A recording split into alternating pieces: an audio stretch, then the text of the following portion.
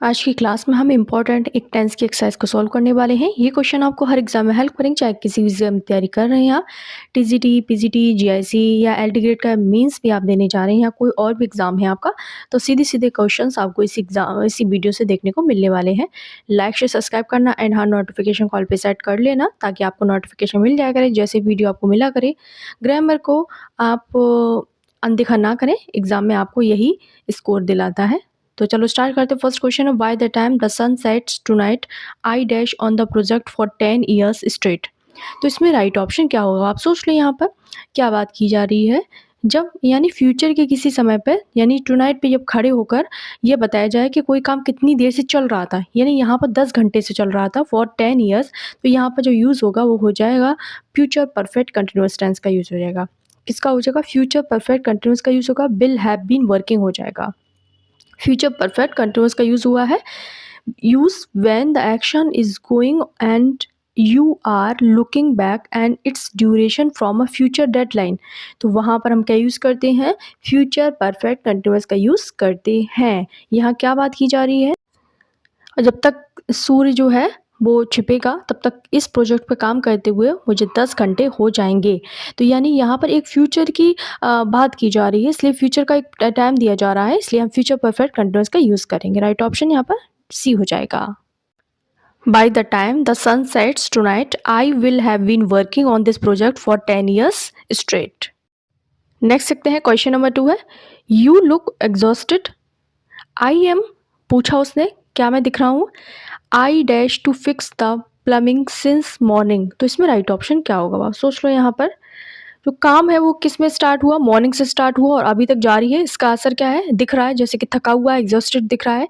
तो यहाँ पर प्रेजेंट परफेक्ट कंटिन्यूअस का यूज़ होगा, have, has, been plus verb में आईएनजी का यूज़ हम यहाँ पर करेंगे। Action started in the past and is still happening और has a strong effect now, क्योंकि वो थका हुआ है इसलिए बी हो जाएगा, हैव बीन ट्राइंग, आई है ना इसलिए I have been trying. You look exhausted, I am, I have been trying to fix the plumbing since morning हो जाएगा। प्रेजेंट परफेक्ट कंटिन्यूअस का यूज होगा, काम हुआ और अभी तक उसका असर है। क्वेश्चन नंबर 3 है, if he dash more careful he would not be in the hospital now. अगर वह थोड़ा और केयरफुल होता तो वो हॉस्पिटल में ना होता। तो ये मिक्स्ड कंडीशनल सेंटेंस है। ये क्या बताते हैं, पास्ट के हाइपोथेटिकल कंडीशन को बताते हैं विद द प्रेजेंट हैबिट। अतीत में ऐसा काम हुआ होता तो पास्ट परफेक्ट का यूज़ करेंगे, ऐसा नहीं होना चाहिए था। If plus had plus V3, would या फिर वुड नॉट प्लस V1 का यूज़ हम करते हैं यहाँ पर। तो राइट ऑप्शन यहाँ पर क्या हो जाएगा, यहाँ पर बी हो जाएगा, हैड बीन हो जाएगा, क्योंकि जो स्ट्रक्चर होता है वही हम फॉलो करेंगे। स्ट्रक्चर क्या होता है, इफ़ के साथ में हम क्या यूज़ करते हैं, इफ़ प्लस हैड होना चाहिए, had, if plus had plus B3 लगता है। जो इफ वाला क्लॉज है वो हैड प्लस B3 में बनेगा, और कॉमा का जो बाद वाला क्लॉज है वुड है या फिर वुड नॉट है, उसके साथ में हम B1 का यूज़ करते हैं। तो वुड नॉट हमें दिया है, would not be in the hospital ये हमें दिया है, वुड नॉट प्लस B1 हमको दिया है। बाकी हमें क्या चाहिए, इफ वाला क्लॉज हैड प्लस B3 यानी हैड बीन हो जाएगा। राइट ऑप्शन हैड बीन हो जाएगा, if he had been। Next है question number 4, scarcely dash the stage when the audience began to cheer। तो यहाँ राइट ऑप्शन क्या होगा, इन्वर्जन होगा। ये नेगेटिव वर्ड से जो स्टार्ट होते हैं, एडवर्ब से स्टार्ट होते हैं जो सेंटेंस, उनमें इन्वर्जन होता है। इन्वर्जन यानी वर्ब पहले आएगा, सब्जेक्ट बाद में जाएगा।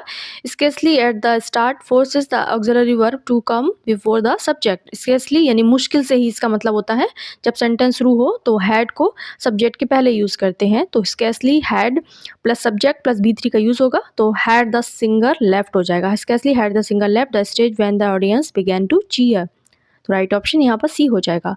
क्वेश्चन नंबर 5 है, I wish I dash to party last night I feel terrible today.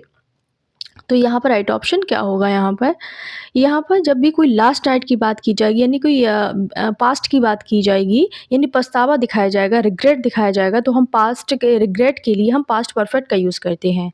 तो I wish plus subject plus had plus B3 होता है।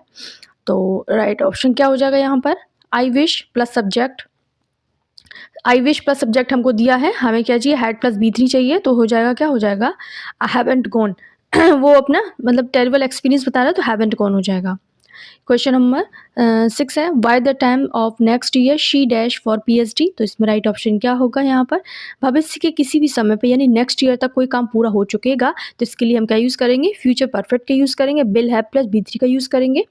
तो विल हैव फिनिश्ड हो जाएगा, she will have finished her PhD हो जाएगा। एक फ्यूचर के समय की बात की जा रही है कि इस समय तक वो काम पूरा हो जाएगा, इसलिए हम क्या यूज़ करेंगे यहाँ पर फ्यूचर के लिए, completion of a task before a future point, so we will use future perfect.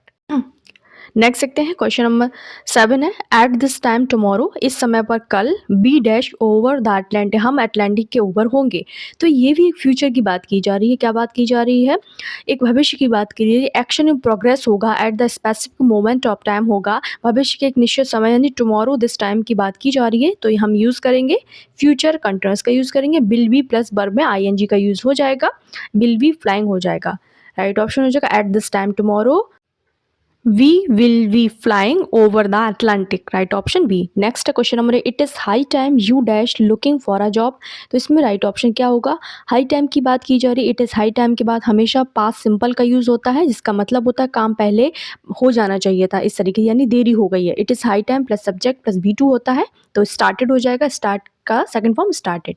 Question number 9 है, when I reach the station the train dash show I missed it. जब मैं स्टेशन पहुंचा तो ट्रेन जा चुकी थी, इसलिए मैंने मिस कर दी।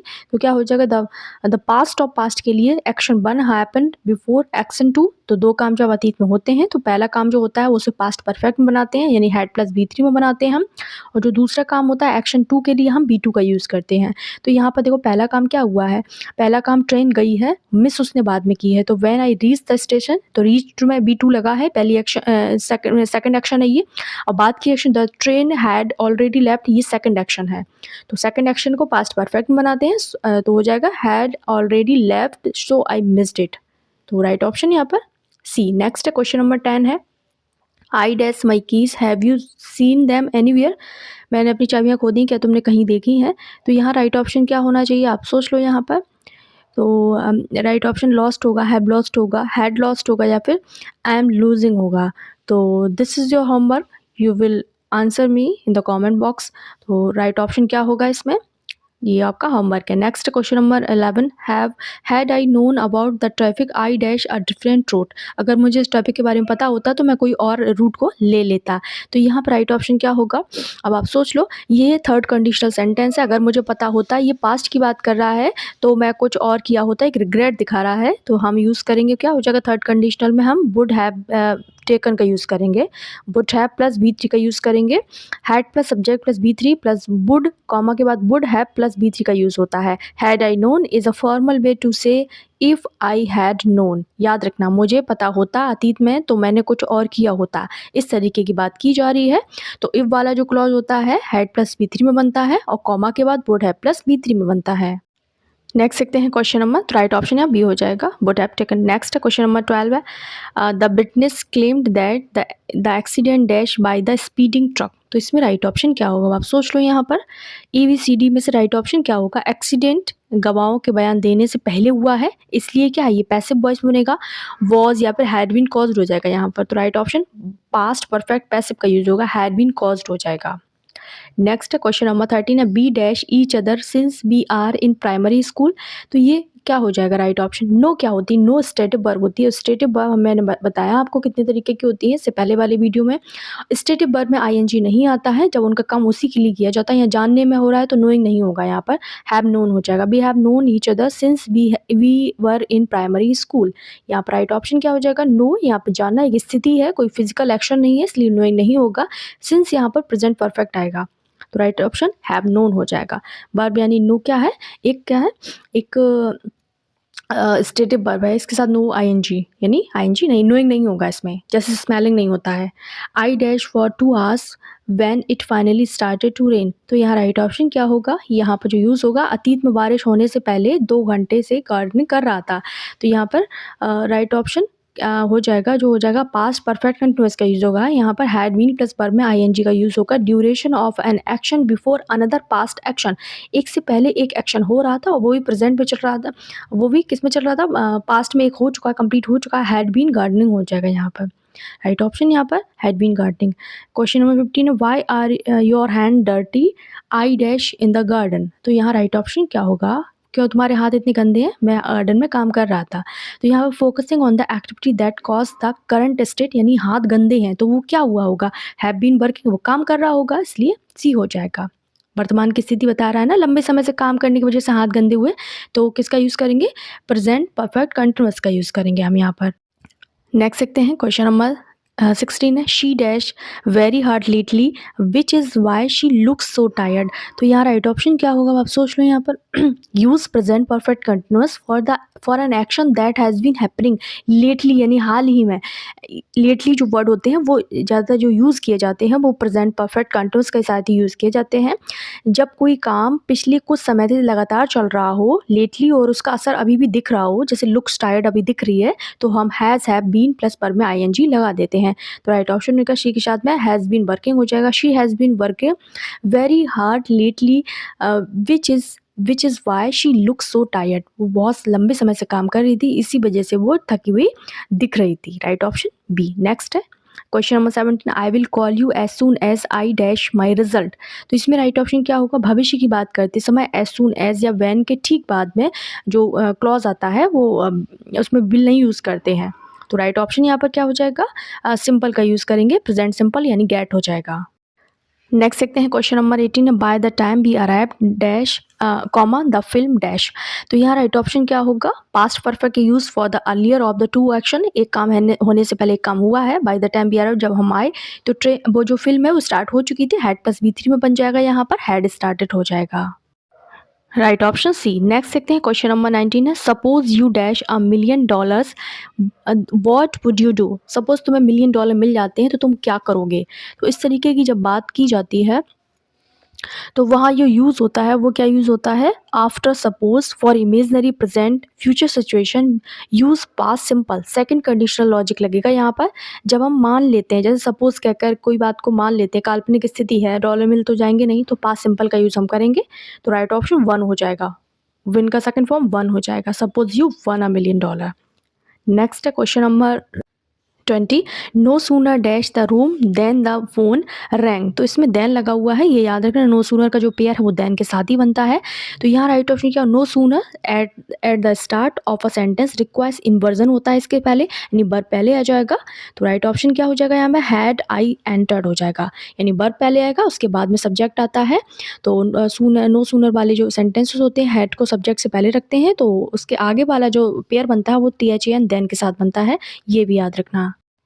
राइट ऑप्शन बी हो जाएगा, had I entered. Next question number 21 है I dash for this company for 20 years bye the time I retire. जब मैं रिटायर होऊंगा तो इस कंपनी में काम करते हुए 20 साल हो जाएंगे।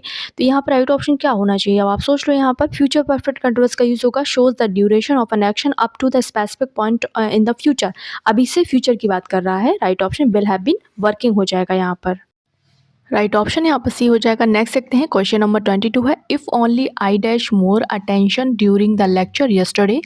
तो if only always followed by past perfect. तो राइट ऑप्शन क्या हो जाएगा यहाँ पर, हैड पेड हो जाएगा। If only I had paid more attention during the lecture yesterday, यानी एक यस्टरडे की बात की जा रही है और एक परफेक्ट यस्टरडे है, इसलिए if only always followed by past perfect, यानी रिग्रेट दिखाता है कि काश मैंने वहाँ पर कल फुल अटेंशन दी होती, इस तरीके से हैड पेड हो जाएगा।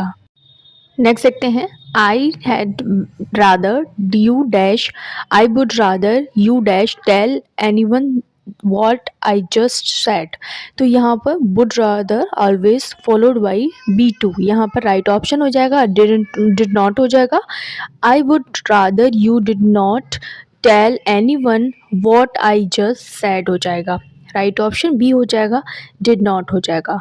वुड रादर किसको फॉलो करता है, B2 को फॉलो करता है, तो राइट ऑप्शन यहाँ पर हो जाएगा, डिड नॉट हो जाएगा। डू नॉट का सेकंड फॉर्म डिड नॉट हो जाएगा यहाँ पर, एंड डिड के साथ में बेस फॉर्म आती है, तो राइट ऑप्शन यहाँ पर बी हो जाएगा। टेल लगा हुआ है, टेल बेस फॉर्म है।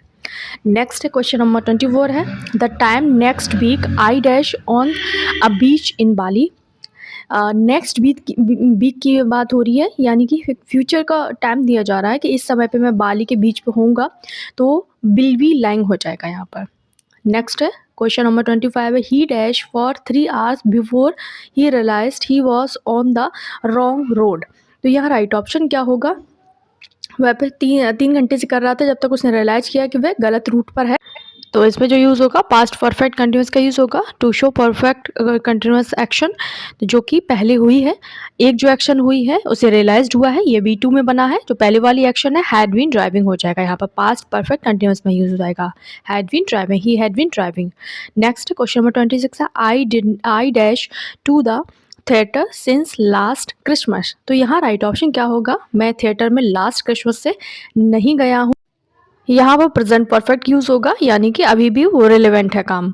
नेक्स्ट है question number 27, the news dash as a shock to everyone. तो ये राइट ऑप्शन क्या होगा?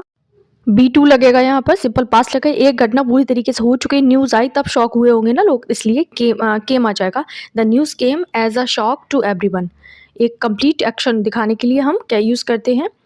केम का यूज करेंगे पास्ट में। Next question number 28, by next July they dash married for 25 years. अगली जुलाई तक उनको शादी किए हुए 25 साल हो जाएंगे। तो यहाँ पर एक कंप्लीट एक्शन हो जाएगा, विल हैव बीन हो जाएगा, विल हैव बीन।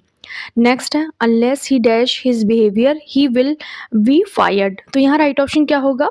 एक क्लॉज है अनलेस वाला, आगे का जब फ्यूचर बनाए तो इधर का प्रेजेंट में बनेगा, चेंजेस हो जाएगा ही के साथ में, एस ई एस आता है। और लास्ट क्वेश्चन है, I dash my homework bye the time you came back. तो यहाँ राइट ऑप्शन क्या होगा? जब तक तुम वापस आओगे मैं अपना होमवर्क कर चुका होऊंगा, तो विल हैव फिनिश्ड हो जाएगा, फ्यूचर परफेक्ट का यूज़ होगा। राइट ऑप्शन यहाँ पर विल हैव फिनिश्ड हो जाएगा। तो ये थे आज के 30 क्वेश्चंस। आपको कैसे लगे? लाइक से सब्सक्राइब करना। एंड हाँ, ग्रामर के क्वेश्चंस आपको हर एग्जाम में देखने को मिलते हैं, तो ग्रामर को छोड़िएगा मत बिल्कुल भी। जो भी मेंस की तैयारी कर रहे हैं उनको पता होगा ग्रामर कितना इंपॉर्टेंट। मिलते हैं अगली वीडियो में, तब तक के लिए बाय बाय।